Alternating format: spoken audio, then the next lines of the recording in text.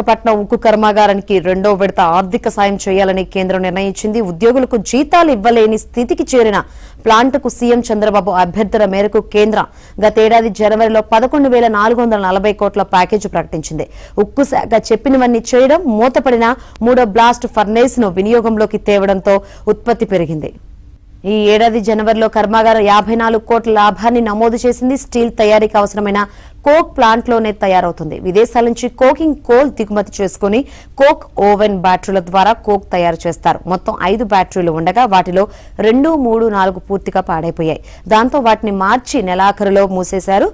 5 number battery కూడా మరమ్మతులకు గురైంది. ప్రస్తుతం 1, 2 బ్యాటరీల ద్వారానే కోక్ తయారవుతుంది. ఇది పూర్తి స్థాయి ఉత్పత్తికి సరిపోవడం లేదు. దాంతో కోక్ ను బహిరంగ మార్కెట్లో ఎక్కువ ధరకు పెట్టి కొంటున్నారు. కొత్త కోక్ ఓవెన్ బ్యాటరీ నిర్మించాలనే ప్రతిపాదన ఎప్పటి నుంచో ఉంది. ఆర్థిక ఇబ్బందుల వల్ల అది కార్యరూపం దాల్చలేదు. ఇప్పుడు కోక్ బయట కొనడం వల్ల ఉత్పత్తి వ్యయం పెరిగింది. కొత్త కోక్ ఓవెన్ బ్యాటరీ నిర్మాణానికి నిధులు ఇవ్వాలని ఉక్కు శాఖ ప్రతిపాదించింది. దీనికి సుమారు 6,000 కోట్ల వరకు ఖర్చు అవుతుందని అంచనా.